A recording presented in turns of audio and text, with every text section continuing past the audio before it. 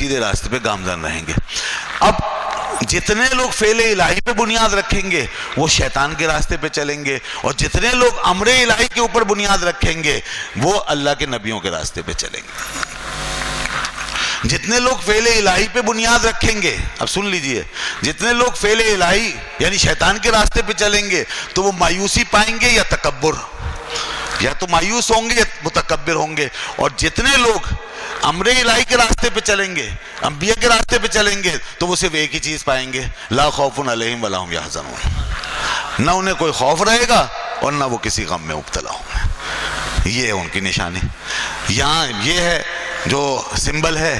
اور یہ ہے جو نتیجہ ہے، اور وہاں وہ ہے نتیجہ، وہاں تکبر ہے اور یاس، نا امیدی، اور یہاں پہ لا خوف علیہم ولا ہم یحزنون۔ اسی لیے اللہ تعالیٰ نے فرمایا الا ان اولیاء اللہ لا خوف علیہم ولا ہم یحزنون، میرے جتنے اولیاء ہیں ان کی شان یہ ہے، میرے وہ بندے جو اہل حق ہیں ان کا مقام اور ان کی پہچان یہ ہے کہ ان پہ نہ کوئی خوف آتا ہے اور نہ وہ غمگین ہوں گے۔ اس لیے خوف نہیں آتا اور اس لیے غمگین نہیں ہوتے کہ ان کا ٹریک صحیح ہے، وہ امر الہی کے پابند ہوئے، انہوں نے اللہ کے حکم پر چلنا سیکھا، اس لیے انہیں کوئی خوف نہیں۔ یہی ہوا نا فرشتوں کے ساتھ، فرشتے جب امر الہی کے تابع ہو کر جھک گئے اور سجدے میں گر گئے تو اس کے بعد کیا ہوا؟ اس کے بعد فرشتوں کے لیے سب چیزیں بحال رہیں، ان کی عزتیں بحال رہیں، ان کے مقامات بحال رہے، ان کا عروج بحال رہا، وہ اللہ کے قریب رہے، اس لیے آخر تک وہ اپنے اسی شان سے قائم و دائم رہے۔ ان کو نہیں آئی وہ صدا کہ اخرج منہا، نکل جاؤ یہاں سے، تمہارا اب یہاں گزارا نہیں ہو سکتا، ان کو نہیں آئی، صدا اسی کو آئی جس نے استدلال پہ غلطی کی، جس نے بنیاد بدلی ہے، جس نے غلط راستہ اختیار کیا، اسی ابلیس کو۔ اسے فرمایا خروج میں نہ، تو نکل جا، اس پہ زوال آ گیا، اس کا سب کچھ چھن گیا، اور فرشتے کہاں پہنچ گئے؟ اللہ اکبر، سبحانک لا علم لنا الا ما علمتنا انک انت العلیم الحکیم، اسی مقام پر اللہ کی حمد و ثنا کرتے رہے، اسی اعزاز سے مشرف رہے، اس کے قرب میں جگہ پاتے رہے۔ یہی بس دنیا کے اندر ہو گیا حساب کتاب، اور یہی فیصلہ دنیا میں آ گیا، اور یہ ٹریک دو سامنے بنا دیے گئے۔ ایک ٹریک جو ہے وہ شیطان نے بچھایا ہوا ہے جس پہ وہ اپنے ماننے والوں کو چلا رہا ہے، اور دوسرا ٹریک اللہ کے پیغمبر اور نبیوں نے بنا کے ہمیں دیا ہوا ہے، اور اس پہ چلنے والے وہ یہ پا رہے ہیں، اس پہ چلنے والے وہ پا۔ اب جس ہستی کا آج ذکر کرنے بیٹھے ہو، جسے غوث اعظم سیدنا شیخ عبد القادر جیلانی رحمۃ اللہ علیہ کہا جاتا ہے، وہ ہستی، وہ اس ٹریک پر چلنے والوں کے امام، ولیوں کے امام، اب صالحین کے امام، وہ اس پہ کتنے لوگوں، لاکھوں کروڑوں لوگوں کے آگے چل کر کے انہیں راستہ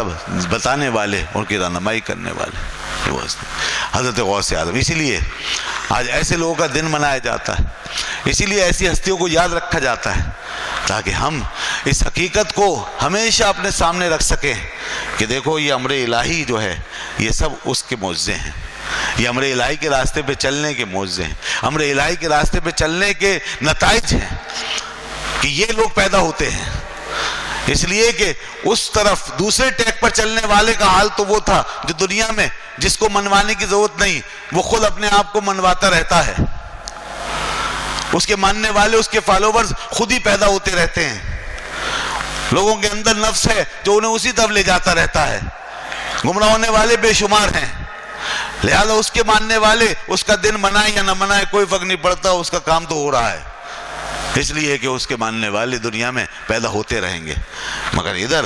ان ہستیوں کے ٹریک کے اوپر لانے میں بڑی آزمائشیں ہیں، یہاں لوگوں کو لانا پڑے گا، یہاں لوگوں کو سمجھانا پڑے گا، کیونکہ وہ جو فعل الہی کی کشش ہے وہ بہت زیادہ ہے، اس استدلال کی طرف زیادہ رغبت ہے، اس میں ہمارے مفادات ہیں، بندے کے لیے وہاں یہ چیز، یہ فیصلہ کرنا آسان ہے کہ مجھے یہ نعمت ملی ہے، بس رب راضی ہے، یہ فیور وہاں آسان ہے چلنا، نفس اس طرح ہمیں وہاں آسانی سے چلا سکتا ہے، ہمارا فیور وہاں پر ہے، لیکن امر الہی کا جب معاملہ آتا ہے تو یہاں نفس کو چھوڑنا پڑتا ہے،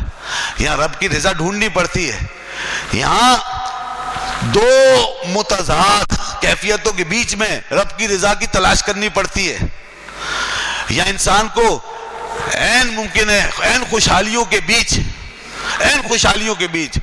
دنیا کی ساری خوشیوں اور خرمیوں کے بیچ عین ممکن ہے کہ خدا کی ناراضی نظر آ رہی ہو،